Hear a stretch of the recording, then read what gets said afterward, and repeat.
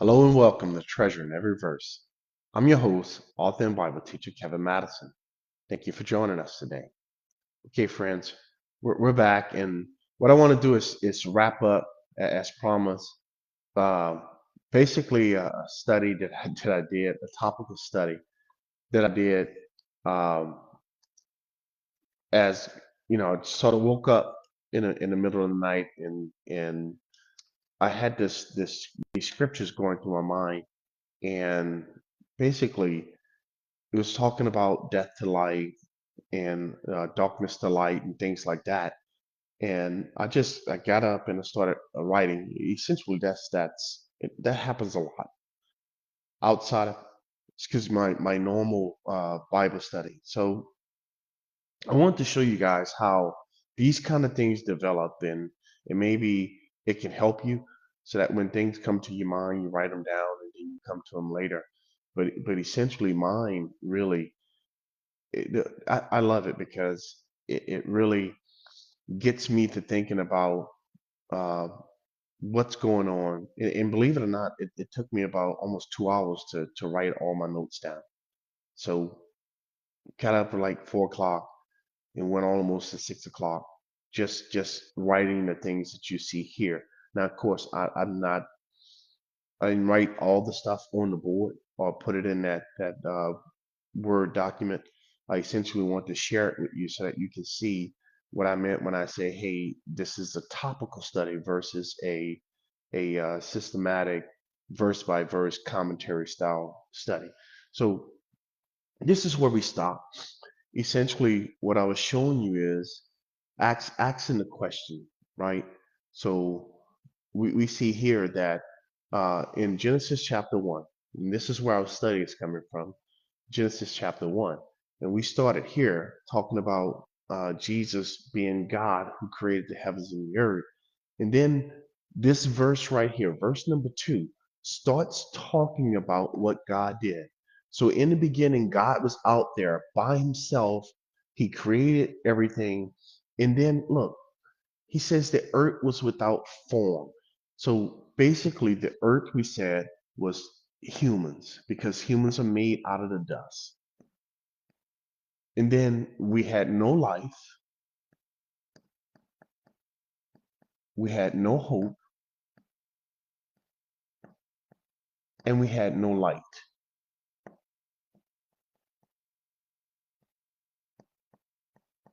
right? And darkness was on the face of the deep, right? So then after that, something happened. The Spirit of God moves in and he hovers over us and he give us the water of life. Remember Jesus says, hey, if you drink of this water, what are you going to have? You're going to have a spring of living water. So what do we get? We get living water from Jesus Christ. Then God begins to speak these things into existence as his spirit moves. So who is it that's actually doing all this stuff? It's God doing it. So we're going to come back and we're going to read the segments as we get to them. But let me finish up where we were, and then we'll get started. All right. So we see here that God says, "Hey, I'm going to intervene, right, through my spirit to change it and us. That is the earth situation, meaning He's changing us." So here's a question for you to consider: who is responsible for this change, this metamorphosis? The answer clearly from verse 1 tells us that God alone was responsible. So why then? Why would God, being holy and righteous and loving and full of compassion and merciful and full of justice and grace, create a world and then allow it to devolve into total chaos and darkness? The answer is God wanted to reveal himself. God wanted to reveal himself. Say, how? When you come back up here, and you say, okay, do you believe that God is loving? Do you believe that God has compassion? Do you? Do you believe that God is righteous and that he's merciful and that he's just? Do you honestly believe that? You say, well, yeah, but why do you believe that? Do you believe it because God told you he was all those things? Is that the reason why you believe that God is love? Or did God show you in some way that he is? In other words, did God did God tell you, or did God demonstrate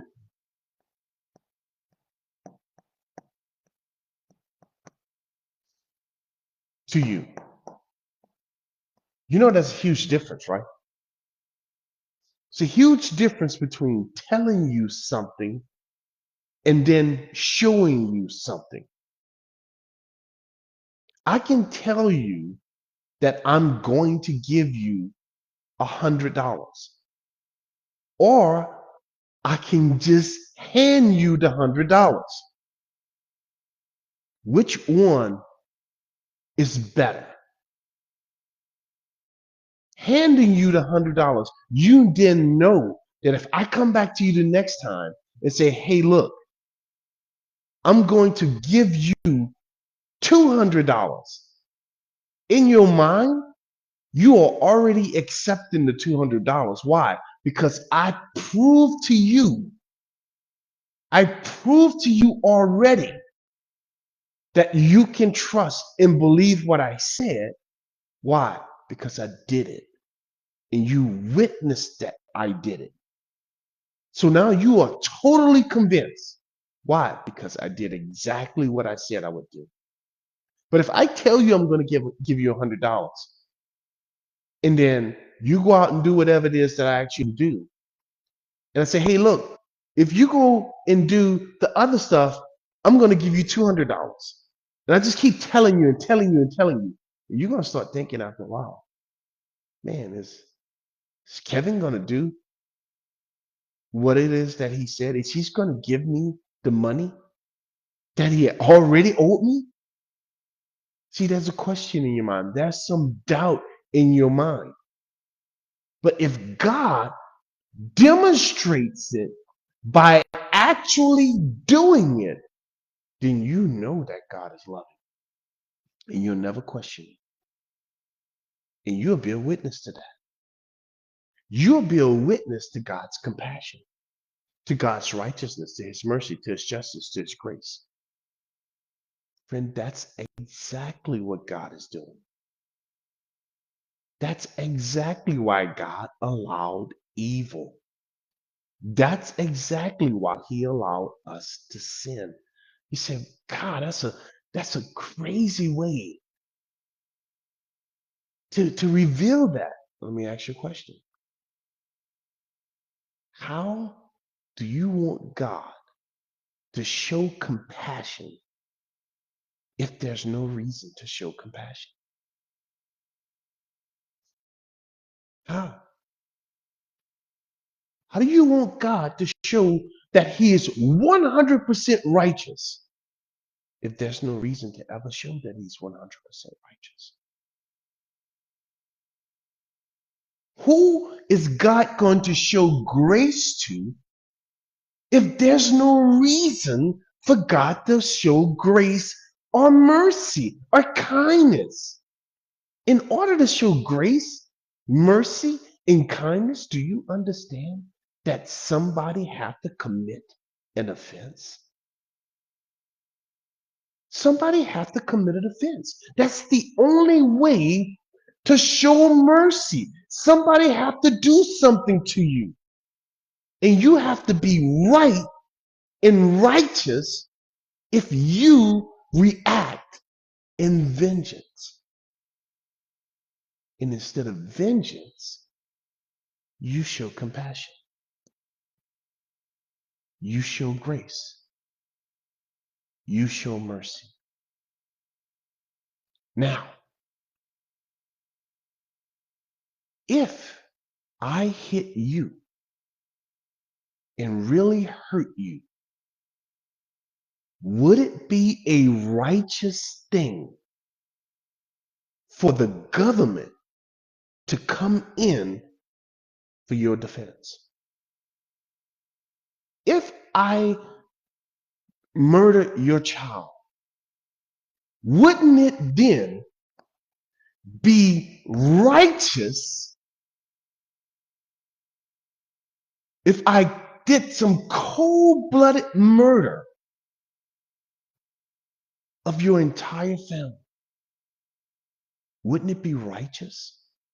Wouldn't it be just? If the government, the power that be, the authority, step in and say, you are guilty. And because you, Kevin, committed murder of these innocent people who did you absolutely nothing, it is a right thing, a righteous thing, and it is just for us to sentence you, Kevin, to death. How would I ever know that the government would stand up for me and defend me when I can't defend myself? If the government never acted, I won't know. All I would have is some piece of paper that tells me that the police would arrest somebody like me. All I have is some piece of paper that a judge would find that person guilty, or a jury. That's all I have. But it would never be demonstrated to me. So all I have is a hope that what they told me was true. You see? Do you now understand why it was in God's wisdom necessary to allow sin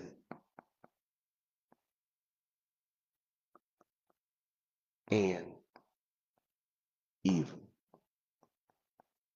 Do you understand now? God had no choice in his own wisdom but to demonstrate his attributes so that you and I can be witnesses to God's attributes. Let me show it to you.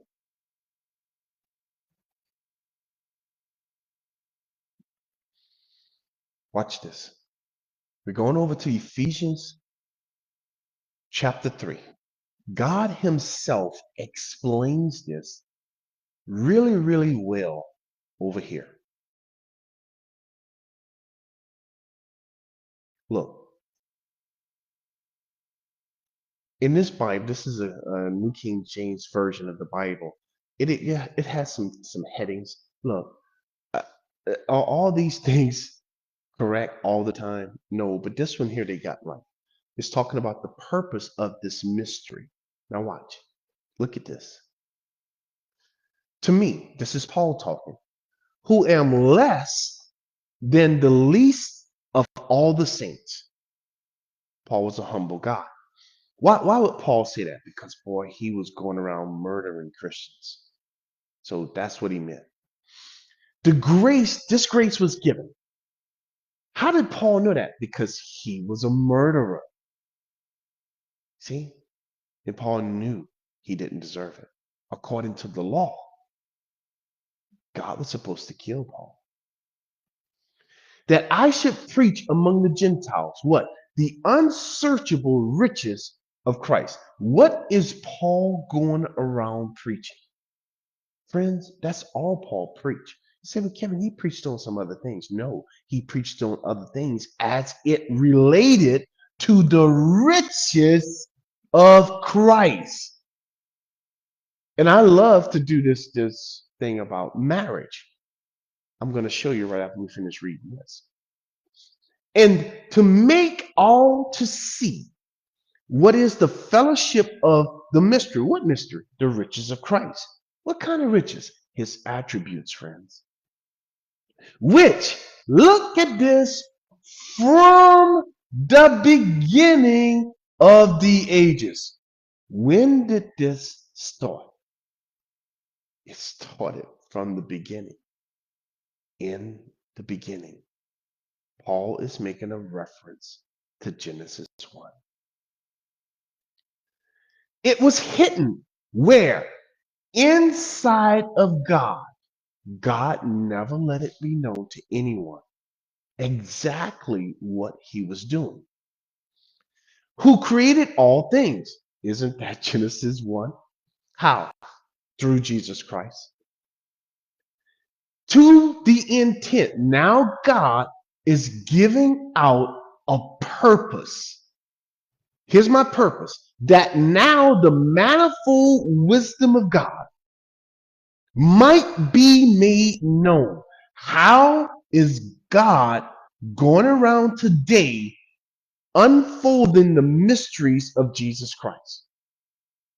He's doing it by the children of God.